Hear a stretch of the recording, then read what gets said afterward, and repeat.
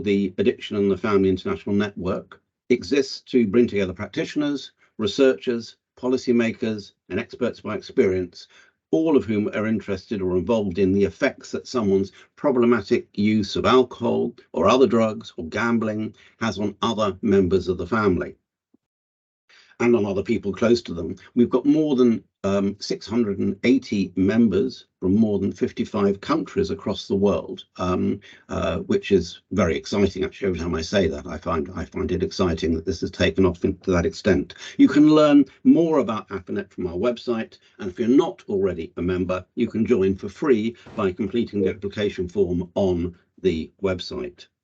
Among the things that AFINet does are our conferences and our webinar series. In alternate years, we hold either a face-to-face conference or an online one. The last one was a face-to-face one in Rotterdam in Holland in June, which was a great success. And I was very pleased, Rob, that you were able to be there from Australia. The next face-to-face one will be in 2 years' time in 2025 in Montreal in Canada. But we'll hold an online one next year, so look out for our call for abstracts in the spring. The programme recordings of all of the presentations, and indeed all of the presentations from our previous 2 online conferences held in 2021 and 2022, we didn't have face-to-face then because of COVID, all of those recordings are on our website. So the webinar that we're going to hear today is part of our webinar series. The webinars are free, but as a small charity with no funding sources, donations are always welcome from those who attend the webinars. Again, details of how to donate are on the website. And the technical side of these webinars, running the video conferencing systems, making the recordings and so on, and as Jana has already said, shown on the screen, this is being recorded as all of our webinars are recorded. So the technical side are undertaken by our colleagues in Finland who work for the AFINet Foundation. So I'd like to give a big thank you to Janne Takala, who is doing that today. Thank you very much, Janne. And you stood in at short notice for our other colleagues who often do that but couldn't do it today. The webinar series has been running since October 2020.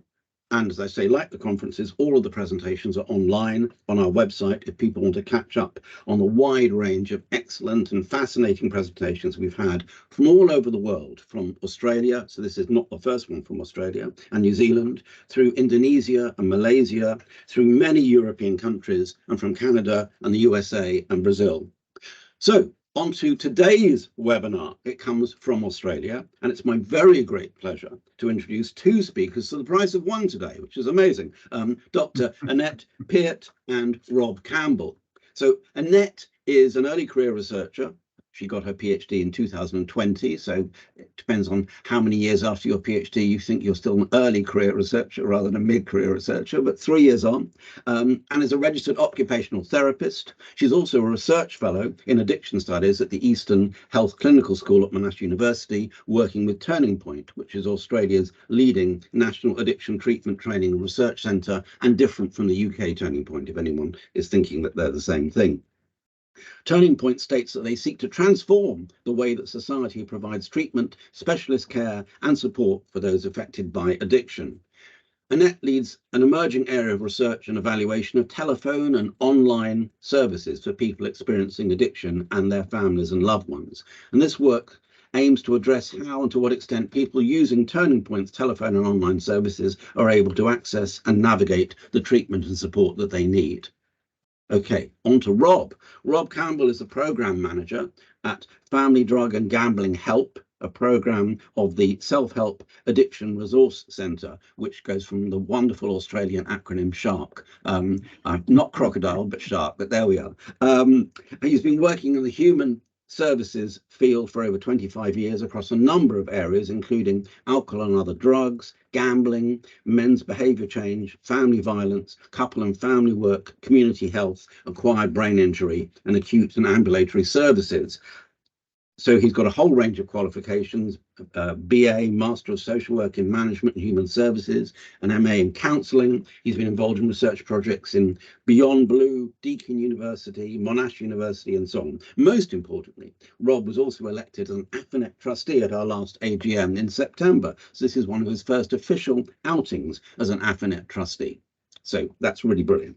Today, together, they're going to tell us about an Australian case study of an online group education and support program named Breakthrough Families Understanding Addiction. And those of you who go on the AFINet Facebook page will see that Dave has posted an accolade to this program and says that he has attended it and recommends it to lots and lots of people. So they're going to talk for about 45 minutes. Then there'll be time for people to ask questions and for us to have a discussion.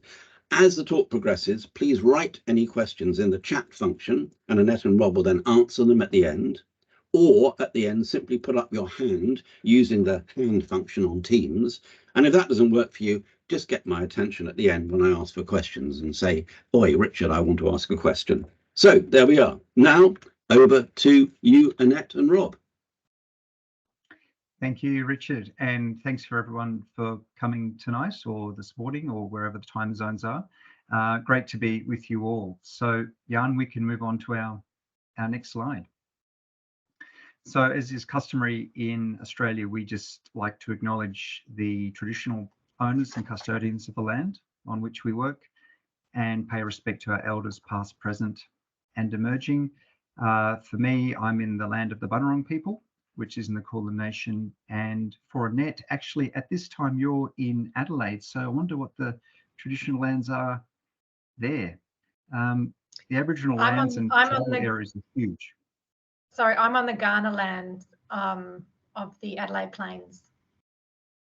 Fantastic. And just also really want to acknowledge the individual and collective expertise of those with a lived or living experience of alcohol and other drug, mental health and or gambling harm. At Shark, we envisage a world where all people affected by the impact of addiction can proudly and openly seek help, help each other, and demonstrate the living proof that recovery is possible. And within that, obviously, support for families. Next slide, yeah. So we're excited to present this presentation on an exciting collaboration with Turning Point and Monash University.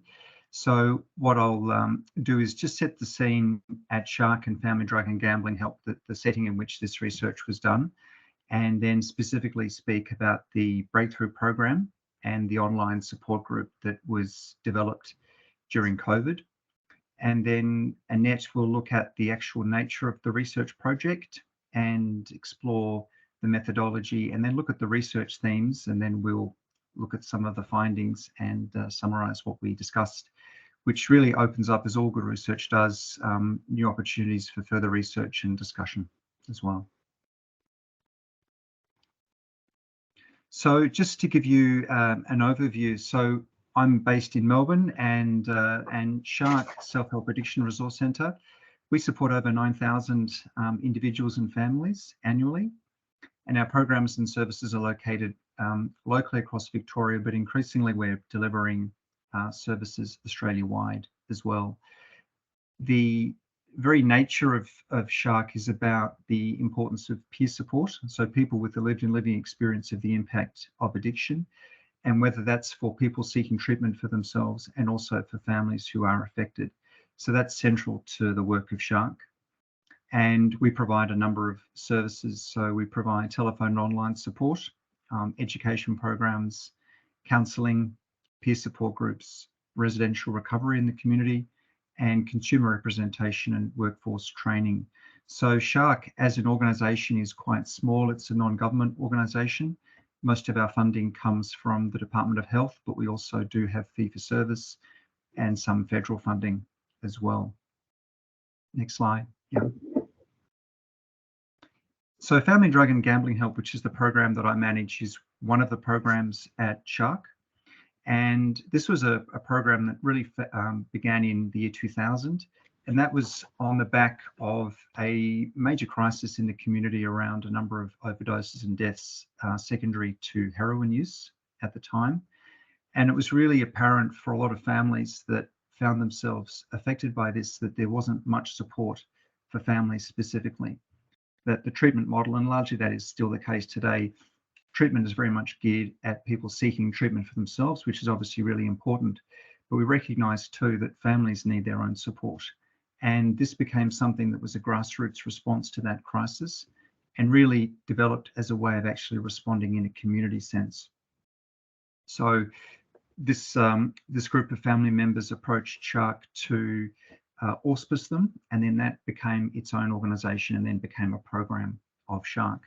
So Family Drug and Gambling Help is made up of 54 staff and nine paid staff, but we have 45 volunteers with living experience of the impact of addiction.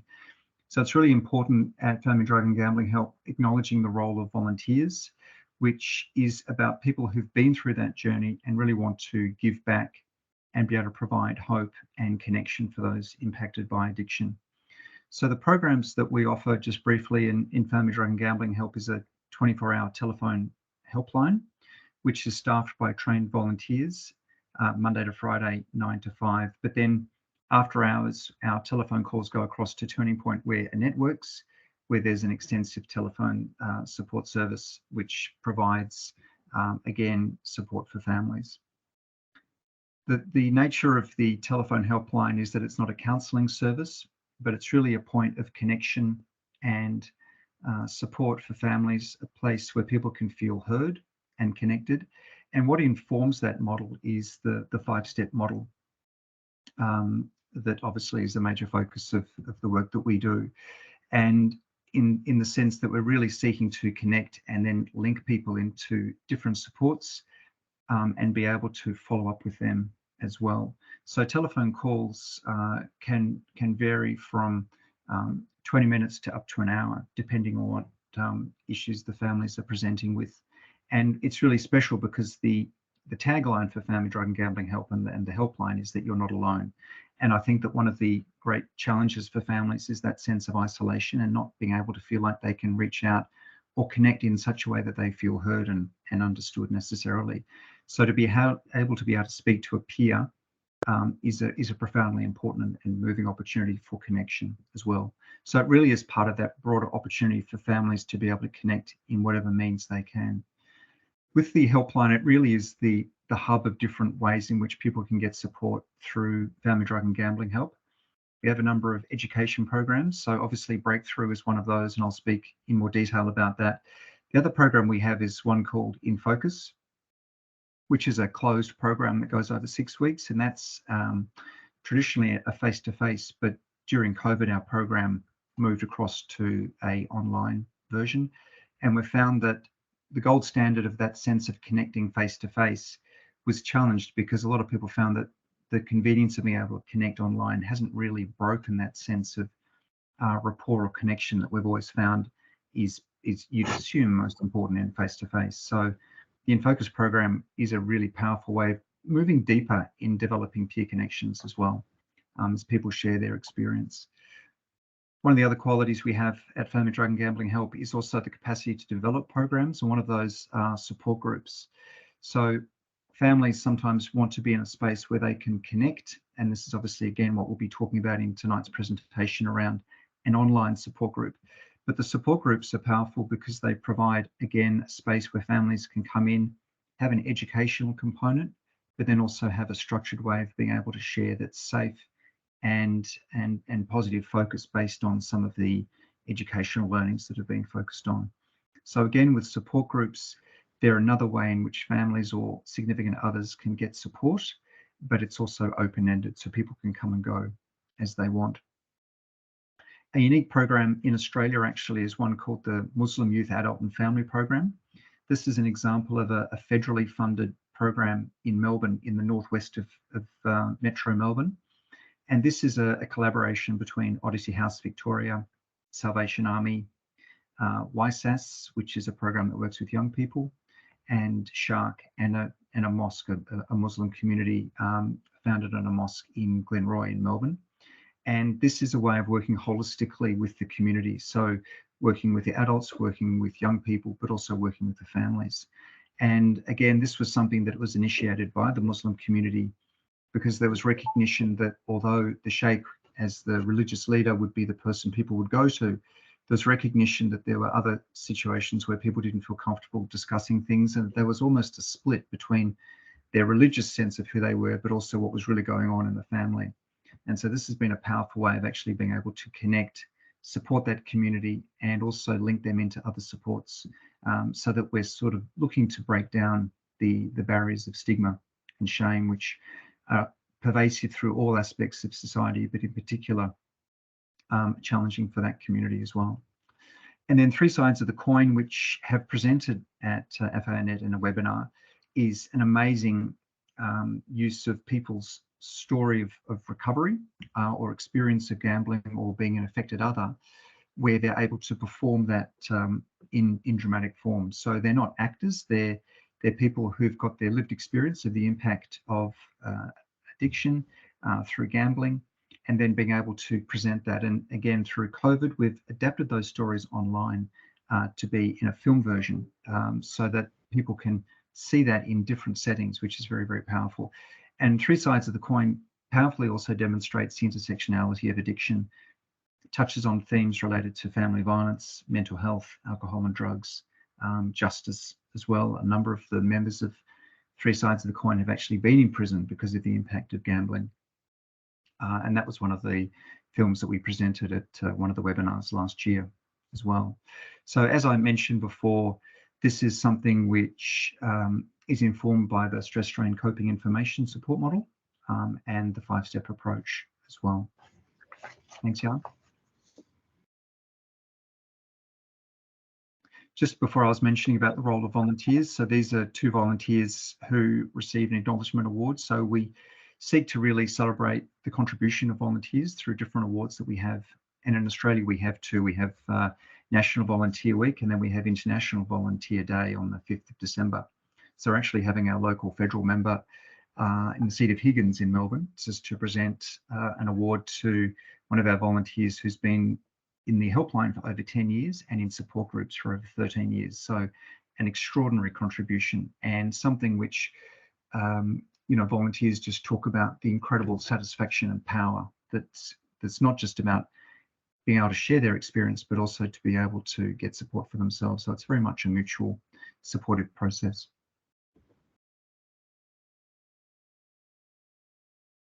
Next slide. Yeah.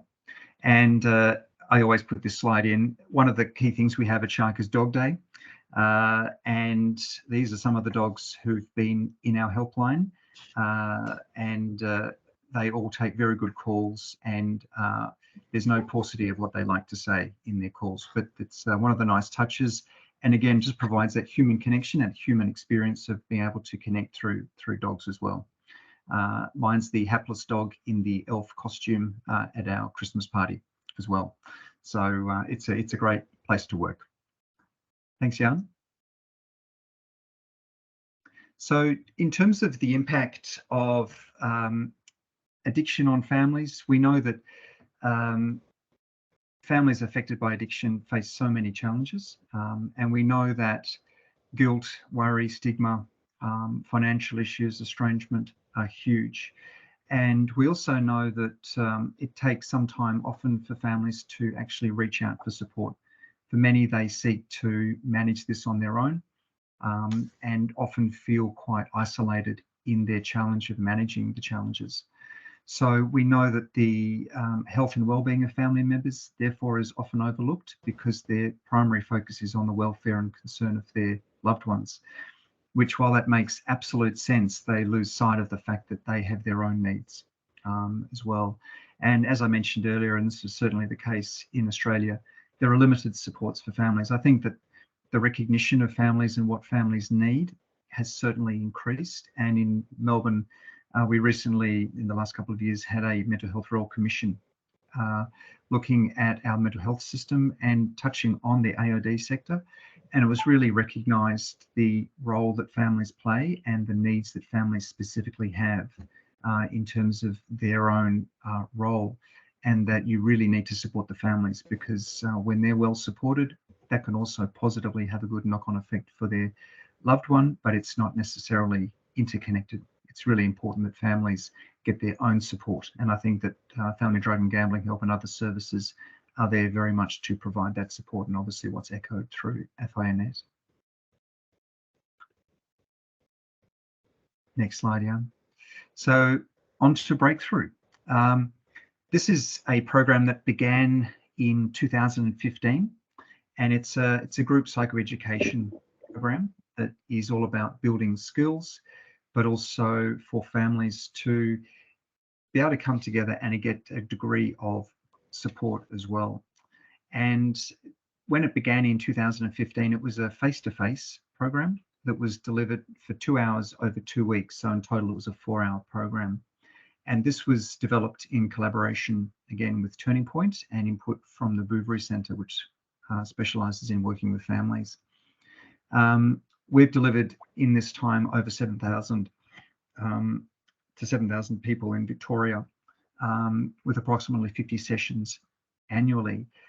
What's really fascinating, as the whole world experienced with COVID, and I've made mention of how programs were adapted to online, Breakthrough is no different. So when COVID storm clouds rolled over, we pivoted very quickly and adapted Breakthrough to be an online program. And to our surprise, the number of registrations increased hugely. So whereas when we would deliver a group face-to-face, we might get maybe 20, 30 people. When we were offering this group online, we had up to 130 registrations, 150, sometimes even higher. And what was also interesting was that because this was an online program, we had people from around the world come. So we had people from Myanmar, we had people from Thailand, Canada, Ireland, and we've got Dave and Tina, who came across us as well, who've been great stalwarts and supporters. So it's been lovely, the extraordinary opportunity to actually have people from around the world come. So even though we're state funded, we're very much an international hub of support for families, which has been one of those interesting inadvertent things that's occurred. The program is available online, and the link is there that you can see. And the programs go for an hour, and they go in rolling cycles of 6 sessions, each with a different focus that's very much around skill development, but also delivered from people with their lived experience as well. So it's really important to mention that in the delivery of the programs, they're people with lived experience who are obviously trained, but who again bring that peer perspective as well. Next slide, Jan. So I'll hand over to you, Annette. Thanks, Rob, and thank you for introducing our presentation, and good evening, good afternoon, good morning to everyone. Thank you for coming along to listen to our story of our project. This project came about in 2021 when Rob and I and our representative organisations were successful in receiving a grant from the Alcohol and Drug Foundation in Australia for information and support for family and friends grant rollout that was happening. And so we received this money to undertake this project. And we knew that the internal feedback from participants was positive about Breakthrough, and that it was beneficial and highly valued, and that there was the desire, however, for an opportunity to connect after the Breakthrough sessions. And we also knew that the online setting was convenient, it was accessible, and also, I guess, it had an element of being non-threatening.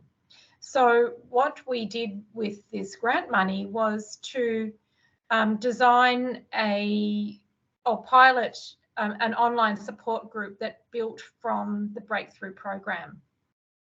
So the aim of our project was to understand how and to what extent the online peer-led support group impacted the participants' confidence in their coping abilities. So we were looking at this concept of self-efficacy, or your confidence in being able to deal with issues as they arise. And we also wanted to look at what was the impact on social support and general wellbeing for participants. Next slide, thanks. So we designed and trialled this online support group, which was connected to the Breakthrough program. So fortnightly, there were hour-long group meetings, which were held after Breakthrough and led by Breakthrough facilitators.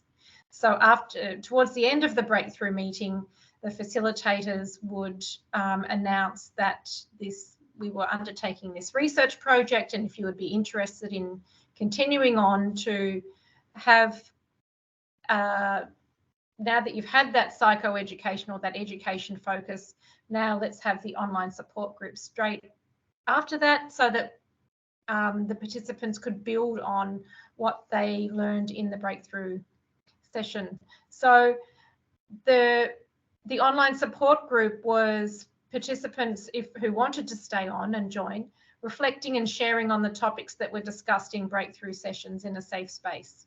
So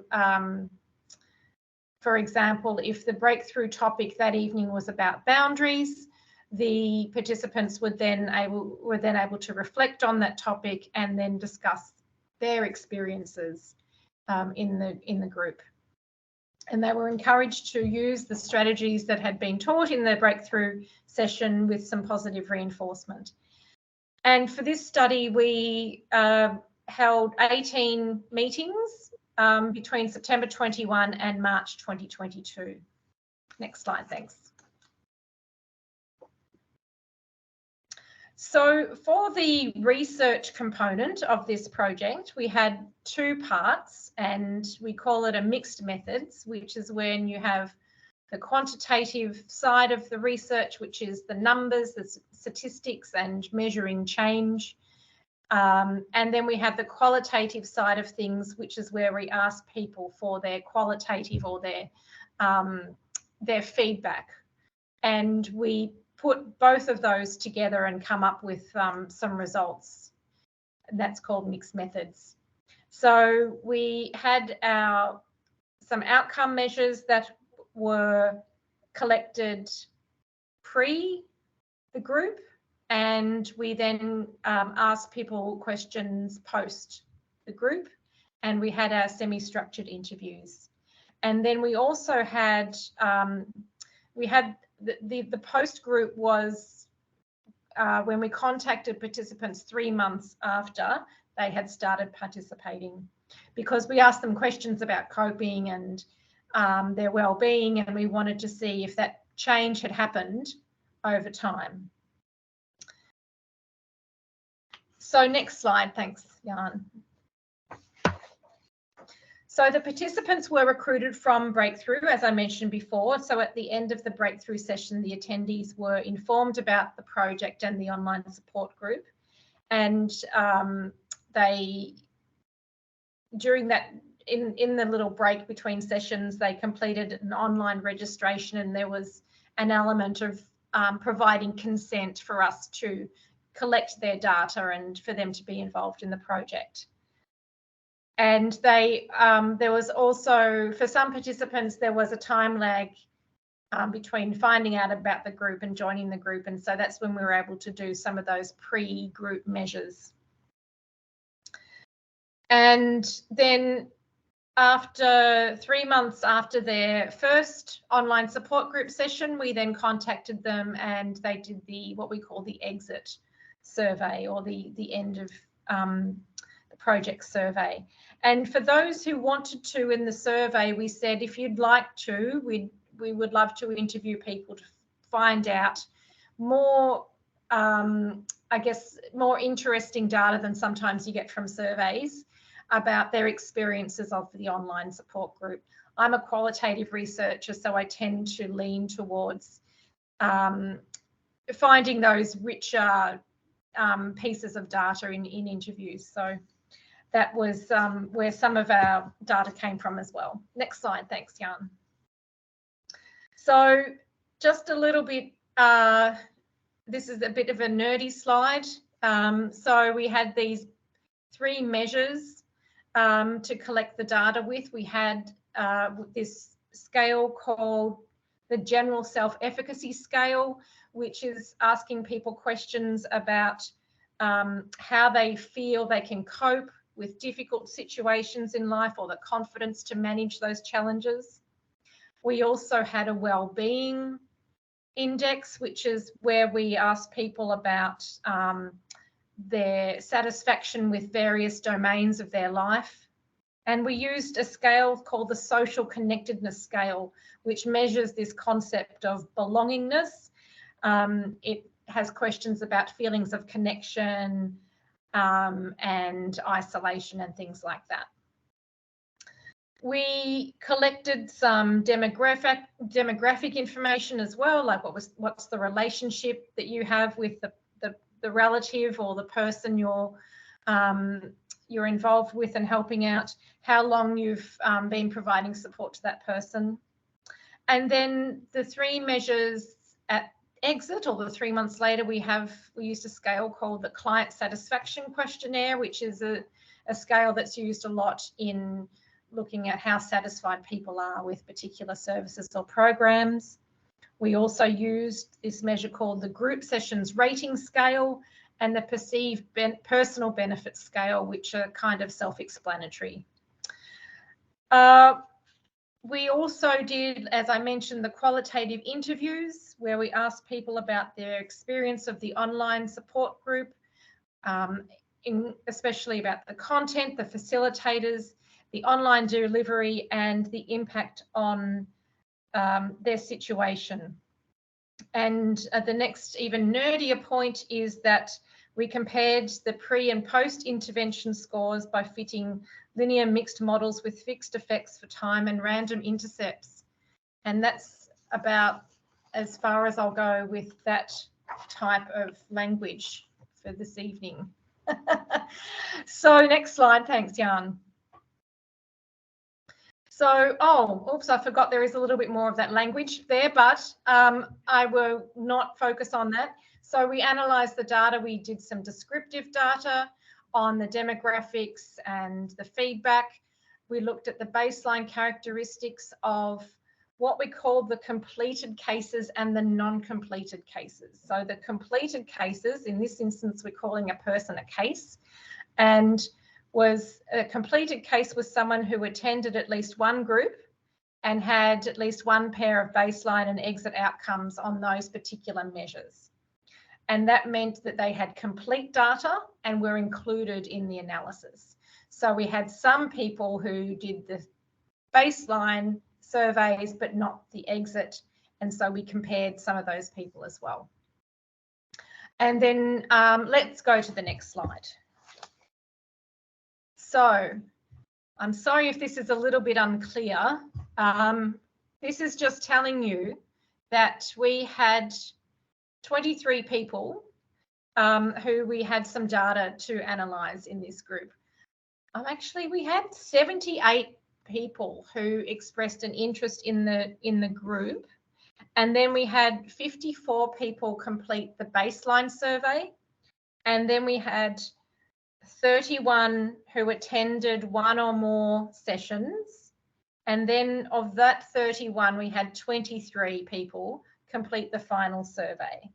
So they were the completed cases.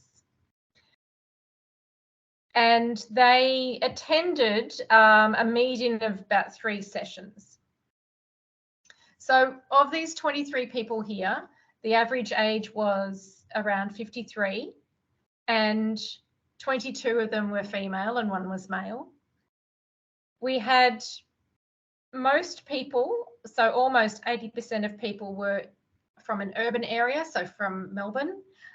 We had 4 people from regional Victoria and 1 person who didn't want to say. The average, the median time spent supporting their relative was 5 years. Most people were a parent of their adult child. We had some partners or ex-partners, and other people a friend or another type of relationship. And the relative's primary drug of concern We had some missing data for this one, but about a quarter of people, methamphetamine or ice was the primary drug of concern. Next slide, thanks. So with those measures that I talked about before, we had significant improvement in the mean general self-efficacy from the baseline to the end. So what that means is that people's scores on the self-efficacy improved, and it was a significant improvement. Because we didn't have many people, we only had 23 people with which we could analyse the wellbeing and the social connectedness. We couldn't say that there were significant changes for those people. Next slide, thanks. Unsurprisingly, most people reported that their experience of the group was satisfactory or very satisfactory. And they reported the benefits of attending were feelings of connection to others, able to apply the coping strategies, able to work through emotions, and frequency of enjoyable activities improved. So they were some of the perceived benefits. Next slide, thanks.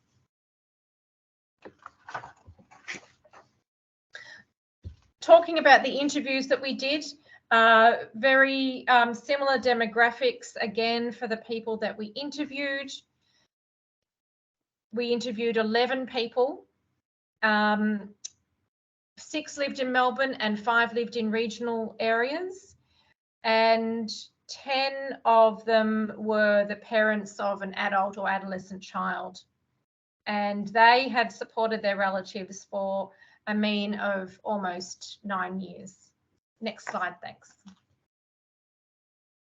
So when we analysed, so with the interviews, we had the interviews transcribed, and then we used a technique called conventional content analysis to look at what was in the interviews, and the result of that was coming up with these major themes from the interviews that the participants were telling us.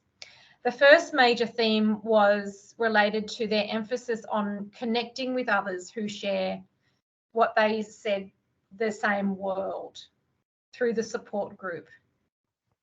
And part of this is what we call a sub-theme, which is where through connecting with others, participants described being able to learn new skills to cope, as well as contextualising and normalising their experiences within a broader realm of addiction lived experiences. The second major theme related to the role of the facilitators in creating a safe, rewarding and supportive group environment. So the participants emphasised that the sensitivity, the professionalism, the knowledge and skills of the facilitators was central to the effectiveness of the group. And the third theme summarised participants' descriptions of being able to access the support provided by the group when they needed it. And we had 2 sub-themes. One was needing help in a crisis, and the other one was ensuring the help was accessible. So I'll just go a little bit further into detail about these themes using some of the quotes of the participants. So next slide. Thanks, Jan. So this theme was connecting with others who share the same world. So Joy said you wouldn't really understand it unless you'd been through it. People are supportive, but if they haven't lived through it, it's different. And Erica said, and where it says here attended 3 sessions, that was they came to 3 sessions of the online support group. And Erica said it's very hard for anyone to know what it's actually like when you're actually there. When I was actually there with my son, seeing him using and just all the changes. So the participants talked about feeling alone in their experience as an affected family member, and found it difficult to gain emotional support from people who weren't in that situation. And so there was misinformation, perceived stigma, and their low knowledge of addiction all contributed to their sense of isolation and their sense that the non-affected other people couldn't understand their experience. So the next theme was, next slide, thanks. Yeah, it's the facilitators that make the group. And this was about the sensitivity and professionalism and knowledge of the skills of the facilitators. So Amelia said the facilitators used that thing that we're not to tell people what to do. You've got to be accepting of other situations. We can share information, but we shouldn't force information. And Marjorie said, the facilitators were great and they always worked hard at including everyone and giving everyone the opportunity to speak. It's the facilitators that worked hard at making it work. And I think if anyone in the session today has been to Breakthrough, you would probably understand the skills and expertise of the facilitators. But in this online support group, the facilitators had the skills to, I guess, effectively manage the tone of the group and prevent any potential distress that was occurring. Next slide, thanks, Jan. So this third theme was about accessing support when in crisis. So Mary said, normally I just go along and try not to kind of think about it too much. But then something will happen that will start me off again, and then I will seek help. And that was talking about how participants felt they always knew if they had, this was in relation to missing a session or feeling like, oh, I don't really need to go this time. But then if a particular thing would happen in their life and there was a feeling of a sense of crisis, they knew that they could go back and attend the group. It was, the group was accessible in that way. And Erica said, you can just use your laptop, you can just use your phone, you can just kind of go, move places, turn your camera off or on. So Erica was talking about the accessibility of the online support group. Because I guess, you know, balancing their time and their demands when caring for their relative often left them limited time. And so the flexibility of the online support group really helped with that. So next slide, thanks, Jan. So we, as a result of this project, Rob and I managed to publish a couple of papers. Sorry, it's a little bit small, and the links are there on the slides. So the first article is about the experiences of people attending Breakthrough in general. And the second article is our research study where we added on this online peer support element to Breakthrough and the mixed method study that I've just been talking about. So, Rob, I will hand over to you for the wrap up. Thank you. Great. Thanks, Annette. Next slide, Jan. Oh, this is actually a bit of a continuation of some of the aspects of the group and the experiences of the group members. So one of the things that was done was the use of SMS reminders prior to sessions, which help people just remain connected and also participate, which is great. The topics that were presented were seen to be relevant to the group members. And I think that that's something that we've always sought to do, which is to respond to feedback from participants, see what we can nuance, which we can focus on. When Breakthrough initially started in 2015, it was actually exclusively focused on methamphetamine or ice. And over time, families were saying, well, yes, ice is an issue, but what about alcohol or other drugs?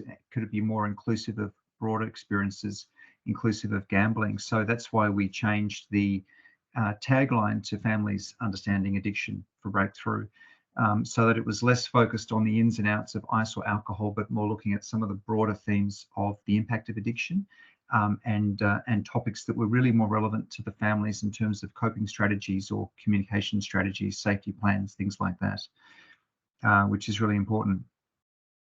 I think that what really came through also was that the sessions provided opportunities for participants to have a voice for challenging situations that they've been dealing with, often for a large number of years. And I think, again, as we were saying before, families have been doing this in silence, and then to be in a space where they're able to hear the experiences of others and realise that that's actually not something that it doesn't happen, but it's actually quite common, gave them a sense of connection and support, which is really important and is the foundation for that idea of peer support. The open questions from facilitators enabled effective reflections in the group, which then is about generating discussion and that sense of, again, connection.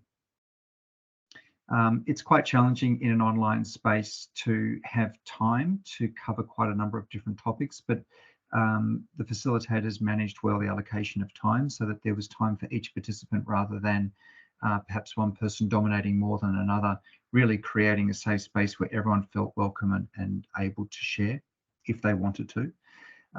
Another important feature too is that we would offer callbacks for participants in the group. So I mentioned before, even though historically we've had people from around the world come, this was a group exclusively for people within Victoria, and as Annette said, lion's share of those from Melbourne and some participants from rural areas. So we were able to provide callbacks post-session, which is a way of then just being able to follow up if there was any other support they needed or any other ways in which we could give them more information or something like that. And consistently the feedback's always been very positive based on the programs. Thanks, Jan. Next slide. So in terms of some sort of summary key points, it suggests that the online support group may increase confidence to manage challenges. And again, the number of people who completed, the 23 who did complete, is always a challenge when you have a limited number. But Annette and Freya, who did the research, did an amazing job seeking to follow up and engage as many to complete the participation of the research. It suggests also that connecting with other family members, skilled facilitators, and accessibility are core components of the success of Breakthrough. And I think that the opportunity for families to be able to come in and get the information that they need is really important. And one quote that was in relation to Glenn, who was one of the facilitators and is the project lead for Breakthrough at Shark at Family Drug and Gambling Help. I really loved last night's support group and found it powerful and emotional. But most of all, I connected with everyone in it. Thanks so much for facilitating such a great group. Next slide, Jan. So just want to thank the team, Freya Horn, who I mentioned did the research with Annette, in particular the Breakthrough and online group facilitators, so Anna Guthrie, Nikki Scarlett and Glenn Hunter, and obviously all the families that participated in the research study. We've got Annette and my email addresses there and the links to the Breakthrough for Families specifically, the website for Turning Point, and also the website for Shark. So when you go to that website, you can see the different programs that are offered at Shark. Thank you, and that's our formal presentation. Great. Well, thank you very much indeed, both of you, for a very interesting and stimulating presentation. We're open for questions. We already have one on the chat, but I'm going to take my prerogative and ask my first. So I've got lots of questions, so I'll ask the first and then hand over to some of the others. But just to say that I think you've demonstrated today actually one of the advantages of not doing your own slides. One of the huge disadvantages of, I think, many in teams is that when you're the presenter, you can't see your slides or you can't see the audience. You see your slides, but you can't see the audience, and that's a real disadvantage. Somebody else doing it, I mean, I normally turn my camera off because there's no point having the camera on as a presenter can't see. But actually, when you're doing with somebody else doing the slides, the presenter, it's very, very good having someone else do the slides, so you get much more of a connectiveness. And I love your dog one, and I love your thing about pause, which I thought was very nice. No paucity of what the dog's got to say. I don't know if everybody picked up on your little joke there, but I thought it was a particularly nice one. Okay, loads of questions. I suppose I'll start for me with one. Just to say that I think it's a very interesting, more a comment, I suppose, than a question. It's you've had 7,000 people go through Breakthrough, and you've presented results from 23 people today. And I think that's just, for me, something about how important it is that we build in research and evaluation into what we do right from the beginning. You can look back retrospectively and think, gosh, what a lot of people we've helped. But by the time often you think about starting to do the research and evaluation, tons of people have already gone through. So it's one of the things that I like, for example, that Pauline has done in New Zealand with FDS, is that she started the research right from day one. So when she looks back after 5 years of work and thinks of the hundreds of people who have gone through, she won't be thinking, oh, this is a good time to start doing research. Actually, she's thinking, well, we did it right from the beginning, so I know what's happened during my time. And I think that's just a very interesting thing for us to reflect on. That's not to denigrate the 23 people or the 11 or whatever. It's about the process of when you start thinking about, let's evaluate our work or not. So let me open up for one of the other questions. Hannah from Finland has said, do you provide groups where gamblers and family members participate together? And that's something that she does, I think, in her service, which is interesting whether you do that in your services in Australia. In our program, no, we don't. When we had counselling, we unfortunately the family counselling that we had was defunded. And if that was agreeable to the family members, then we would include that. But we've found with this, it's just been focusing on specifically supporting and providing a space for families to have that area, rather than it being a therapeutic group where you're seeking to have, I guess, a different objective. And I think that there's obviously merit in that, but this is really in that idea of something that's specifically for families where they can step back and have some space to reflect on their own place, their own needs, and some informational strategies that might be useful to then go back into their situation. Okay. But I'd be interested to learn more about what Hannah does and how that would work too. So that's a really interesting area. I don't know if you want to come in on that, Hannah, or whether I'll go to the next question. First of all, thank you for the presentation, and it was really interesting. Well, shortly, yes, I have had this kind of group ongoing for over 6 years, and I definitely agree that we need support for families specifically. But in this group of mine, I have done a small research about it, and the main thing that came out was that it built the understanding between the parties, and also reduced stigma and the building the trust. And the people who are even this day participant in that group are like couples. I have had like a couple of mothers and siblings, but most of them are now like couples. There are like six couples participating at this time. So it is very interesting that what is happening in this, especially in the group that I'm leading. So it's really effective. Thank you. Thank you. And I'll follow up with you, Hannah, because that sounds really interesting. I mean, the whole thing about in a sense, of behavioural couples therapy, whether you do it in a group or whether you do it individually, is a very interesting area. We have Barbara McCready speaking in May next year. Barbara McCready is one of the people who developed behavioural couples therapy, and she's been doing this work for 50 years or so.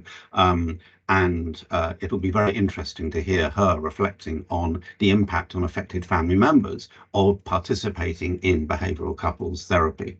Okay, Dave and Tina have put on a thing about the facilitators, and that relates to a question I wanted to ask you. Clearly, the facilitators are incredibly important in your groups, and that came out in lots of the qualitative work as well. Could you say a little bit more about who they are, not the individuals, although Dave and Tina have talked about the names, but are they volunteers? Are they paid people? Who are they? Yes. Well, that's a really interesting, all of the above.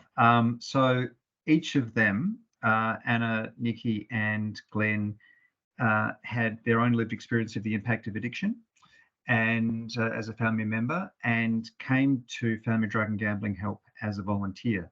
So Anna actually was one of the very first people in the helpline back in 2000. And so they came as volunteers, and then there were some opportunities for employment which they applied for. They were appropriately qualified and then got the position. So in a sense, it's a classic example of the peer workforce, which is really beginning to take off in the family space in Victoria. This idea that there are actually meaningful pathways for people to seek employment where they're able to use their peer and lived experience to support family. So they're in paid positions and they are also qualified as well. But they've been through that journey as coming through as lived experience volunteers. That's really helpful. Thank you. I've got more questions about that, but I'll come back. But as there's so many other questions on the chat. So I mentioned earlier how when we had a webinar where somebody logged on at 3 in the morning from Australia. Well, we have the opposite here now. Therese, who is in the USA, so it must be something like 4 in the morning for you there, has been listening to this and says, how closely does your program follow the 5-step method? Look, in terms of the actual steps, it doesn't. I suppose the helpline is the one that would reflect the principles of the 5-step, but the principle of it and the approach informs it, but it's not strictly attached to that 5-step model, if that makes sense. Therese, I don't know whether you want to come in here or whether you think that it's a bit early to even start talking online. No, that's fine. I was just wondering if it was, and it sounds like it was informed by, but not necessarily following it exactly. Thanks. Yes, because it doesn't, like I say, the helpline lends itself more to that structured intervention, but it's more hybridized through a phone call. But the principles and the theory of how breakthrough was developed was informed by that. And that goes into a little bit more detail in the research article that's been published as well, which has that link. And hi, Teresa, good to see you. Well, hear your voice anyway. Yeah. Just what time is it, Teresa? It's just shy of 5 a.m. Right. It's very impressive. You're all gone at 4 o'clock in the morning to do this. Okay. Puts a lot of us to shame, I'm sure. Okay. Jackie from Ireland, firstly says thanks so much, also relevant to us here in the Family Addiction Support Network in Ireland, but has got a specific question about how you provide telephone helpline training, as we provide a limited helpline service. So how do you train your helpline people? Yes, so we that's always something that we're reviewing. At the moment, it's a 3-day training program, and it's very much experiential. So we provide an online component where some initial modules are done by the volunteers. So we go through a recruitment process. So obviously the person needs to have lived and living experience. Also, we do an interview with them just to explore more about what they might be seeking to do, what they bring to the volunteer position. And then we do what are called listening shifts, where they have the opportunity to be in the space with our volunteers. So in the helpline, we have up to 3 people per shift, and they're for a 4-hour shift once a week. And so that really provides that amazing opportunity to be with peers and to be able to process and unpack what happens in a call. And then the actual training itself is delivered over 3 days. And then after that, we provide close support for those new volunteers who get mentoring from other people on the helpline, as well as through the helpline coordinators as well. So again, we look at a number of different things, obviously risk around family violence as well. Even though we have calls from, again, mostly national, we have, obviously the majority of our calls are from Victoria, but we get calls from around Australia. We even had a call once from the US asking where there was a methadone prescriber. So it's interesting what people will find on the internet. but the training is very much geared at looking at the real issues that would be typically presented. We work with a motivational interviewing approach as well. But again, this is where the examples of the 5-step is so important. We obviously don't do the pre and post evaluation. We did a questionnaire that looked at that, but it's too cumbersome to do in a helpline setting without risking the sense of connection and rapport with the person ringing and engaging with the service. But it very much focuses on that sense of the listening ear, being present, really engaging and connecting with that person and looking at what has worked, what hasn't worked, and looking at how best to support them in terms of other supports or resources that could be useful. So there is no particular set model. It's very organic, but it's certainly informed by how a call would be structured and responded to. Jackie, do you want to come back at that, or is that okay? You're muted, Jackie, so just to say. Still muted. Okay. Right, okay, I'll move on. Oh no, Jackie, you're on. Yeah, no, that's fine. Thank you so much.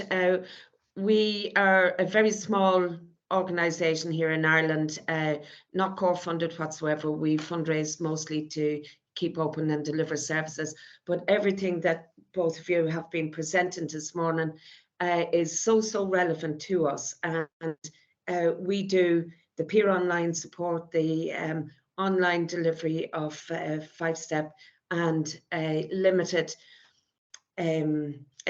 telephone helpline, because everything closes down after 5 p.m. on a Friday for family members, and there is absolutely nothing out there. So I'm so delighted to see this. The research, I'm thrilled to bits to be getting from. And also, if there is any research out there that you guys or anyone has done to show to evidence the value of family support in helping the recovery of a person in addiction, would be so beneficial to us. Thank you so much. It's been so good. Yeah. Pleasure. Jackie, and look, yeah, send me an email too, Jackie, and I can reply and send some information. The other thing too, with telephone calls that we get on the helpline, is that if people request it, we also send a follow-up email that has a whole lot of links and resources which they can then look at, because often families are in distress. They just want to be able to speak, but don't necessarily think about what it is they want after that call necessarily. So it's an opportunity for them to then have a cup of tea later, look at some of the resources or some of the ideas, and then process that and then give us a call back if they want to. So we always offer that opportunity for people to be followed up with a call, so that there's that sense that it's not just a one-off call. They can engage as often as they need to. Yes, and we find that here as well, that it's the connectedness, because of lived experience, people just instinctively know that connection when they're talking to somebody, and it's less of a threatening sort of an atmosphere that they've done something wrong, or they're going to get into trouble, or that their child is going to get into trouble. So it's so powerful.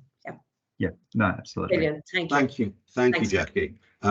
Some really excellent things that you do, Rob and Annette. It's really it's very awe-inspiring, really. Okay, let me move on to another question. Kirsten from Sweden. I'm right. Sweden, aren't you, Kirsten? No, Denmark. God, I can't remember. Denmark. That's what I thought. Same. Says, thanks for a nice presentation. Lots of people, of course, are thinking about, if they're not already doing online, thinking about doing online things. So Kirsten asked about whether participants mentioned any disadvantages with the online format. Yeah. Oh, sorry, Rob. Yes. No, you go. We did have some participants who overwhelmingly they preferred online, but there were some participants who said, I prefer in person, face to face. It's a warmer experience and I feel more connection.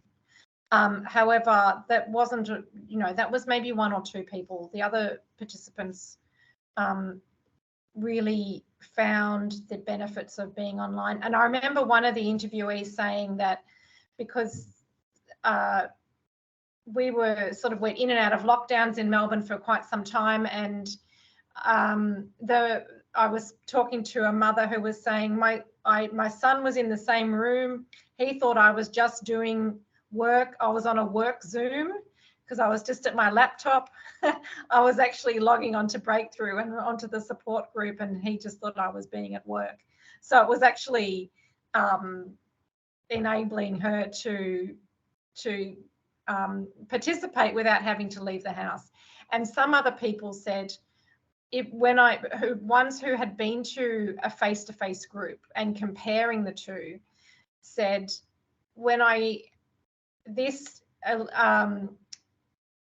I don't have to drive home feeling distressed or feeling emotional, having been to the group where I've kind of let my emotions out, but now I had to get in the car and drive home. Whereas online, you don't have to worry about that aspect, which was something that we hadn't thought of when we were interviewing people. But, you know, a lot of people travel a long way to attend meetings face to face. So this was just another example of being online. That was one of those things that wasn't an issue for them. And Dave and Tina have added in the chat, one of the big disadvantages is not being able to give a hug or pass tissues. So obvious, I suppose, but I mean, the things that you can't do. And I know when I deliver a certain amount of my work, my therapeutic work, over Zoom, and I find it much less satisfactory, and so do my clients. So it's much better, particularly when I'm in India. It's much better than not seeing people at all. But we both my clients and myself know that the experience of doing it online is very different to the experience of doing it when you're actually in the physical same space as somebody. So I mean, there are massive advantages, but of course there are disadvantages as well. And that there's an expression in England of horses for courses. You know, some things work better for some people in some contexts. Dave, Tina, you're muted. Oh, you did. Sorry, you put your hand up. I assume you want to say something. Just yeah, I did actually. It was just about the question there about how few men there are at these groups, and the information of the okay, it's only a small number of people, but we've supported hundreds of people, and there are definitely less men at the groups, and also more parents than partners. And the reason I put that down to is there's usually the facilitators are women. If you get men facilitating like our group, you get much more couples and more men come into the group. And we've also found that mothers come to the group, see a fella doing what they wish their fella would do, and then drag them to the group as well, you know. So yeah, certainly we do definitely need more men at the groups facilitating. That's interesting, because that's something we didn't get to. Oh, it sounds like Queen in the background. Sorry. It would be Dave and Tina. Floyd, Queen. It's quite a musical webinar that we have. It's very important. But that was something we had chatted about, wasn't it, Annette? Just that was a really stark finding for us, and the challenge of how to engage men as well. And that's interesting about the ratio of male facilitators. With Breakthrough at the moment, we've got another male facilitator who's come on board, so there'll be two male facilitators, Glenn and this new guy Jeff from Turning Point, and then Joe, who's one of the new facilitators at Family Drug and Gambling Help. So that will be interesting to see how that dynamic works in terms of engagement. But it's interesting, on our helpline, people who've actually come to volunteer, there's quite a strong presence of guys. And yet the research, and this really struck me at the conference in Rotterdam, was pretty much the same, that it's the majority are women and generally mothers, and in that sort of older cohort as well. So how to engage men, because they're definitely affected, and they face different sorts of challenges, I think, in terms of how they process, and a huge generalization, and obviously all the cultural lenses that we can look at. But it is a challenge as to how to engage men. I mean, if I can think that's come in something here, we'd like to look at more.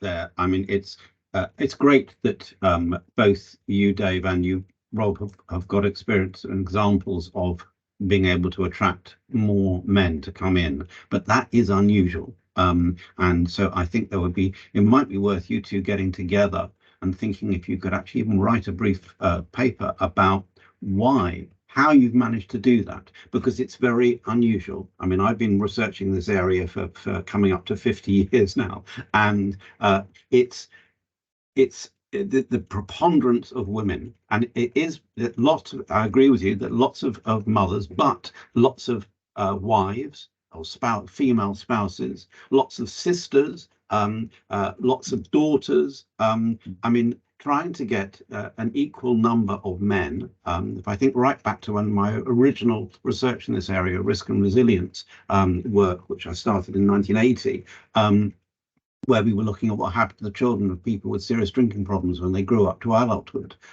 We got a stratified sample, so we filled our boxes, and we did get the same number of females and males, but it was incredibly difficult. It was much easier to get women to come along, daughters to come along to talk about their fathers or their mothers who had alcohol problems, than it was to get sons to come along to talk about that. So I think there's a cultural thing about how men in different cultures find it difficult to talk about these things, how they find different ways to talk about it, so that people will talk about things maybe down the pub, but to sit in a group or sit in a one-to-one counselling session and open up is something that is often almost frowned upon in our cultures, and therefore it's often very difficult for men to find themselves doing that.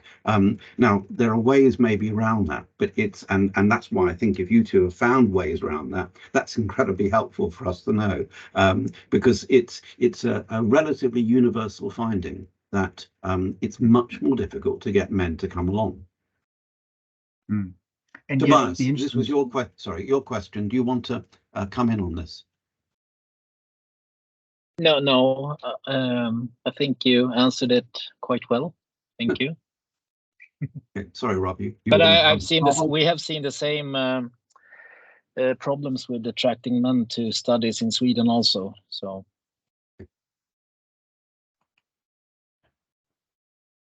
I was just going to add the paradox I find, though, and I saw this in working in men's behaviour change, but also working with affected men too, is that though once they are in a place where they do connect, the depth and the richness and the sharing is phenomenal.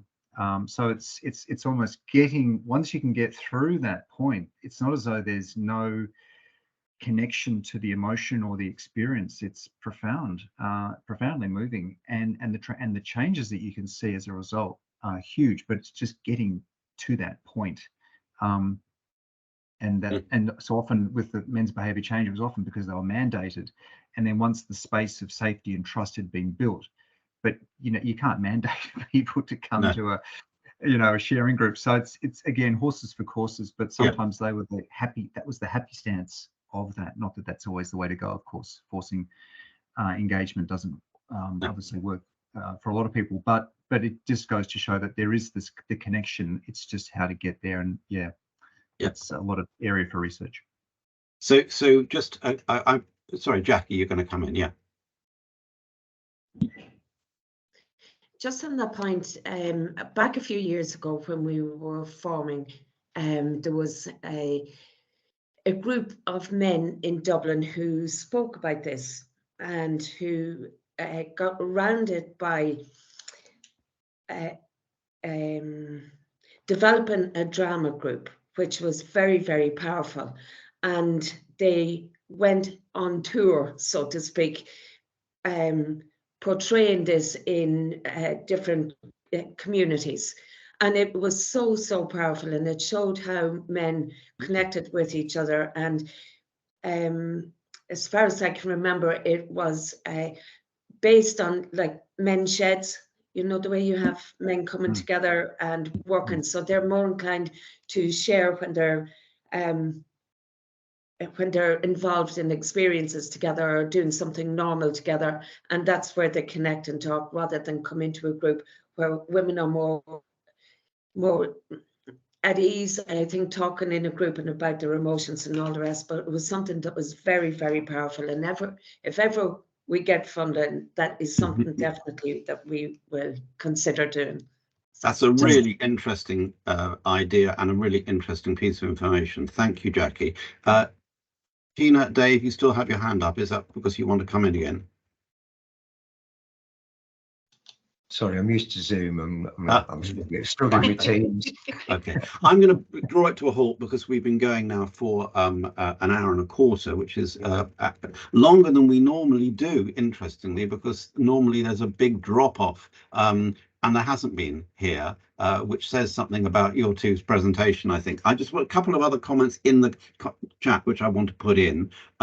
So Hannah has said, my experience is that online groups are easier to participate in when thinking families with kids. Our group for both parties started face-to-face, and we had a nanny in there. So that's a very interesting idea of how you can make it more easy for people with face. Therese puts in about men and women. Brené Brown has her shame resilience theory, and she has found some differences in how men and women go through this. I wonder if that plays a role in how and what kinds of help men would seek, which I think is a very interesting idea. Tina and Dave have said the same issues with mental health as well. I think about men seeking help. And Pauline from FDS in New Zealand has said at FDS we find for nearly a quarter of our 5 participants who apply are women who bring on their partner or husband or partner for step 1 when it starts online. So this thing about how women will sometimes bring the man along, and then the man starts to realize that they feel okay there. But that often will depend on the facilitation, as we've said as well. And Dave's put down something about tough enough to care. Blokes find it difficult to ask for mental health support. I found the approach of these guys really inspiring. I'd just say that it's worth people looking. There's a lot of links that people have put in the chat. So it's worth people looking through and trying to get some of those links off. Obviously, this recording will go online, but I don't normally put the meeting chat recording on as well. So if people want, I get a copy, and Jan, I hope you know that, I get a copy of the meeting chat. So if you want to see the meeting chat afterwards, let me know. But all the other links that Rob and Annette put in their talk will obviously be available because the talk will be online within a week. So let me say thank you very much indeed to Annette and Rob. It's interesting that how much of what you said, the importance of the online support group and a breakthrough is about sharing. And I think what you've done is demonstrate the importance of these webinars for sharing as well. So it's interesting that the themes of practice and the themes of research come across so similarly. So the recording will be online, hopefully by the end of this week, if not early next week. Just to say that our next webinar comes from Sweden and Lyreburg from both the Gavle University and Uppsala University, and Dr. Carrie Jess from Dalarna University are going to talk to us about another program. This is the Me and My Family program in Sweden.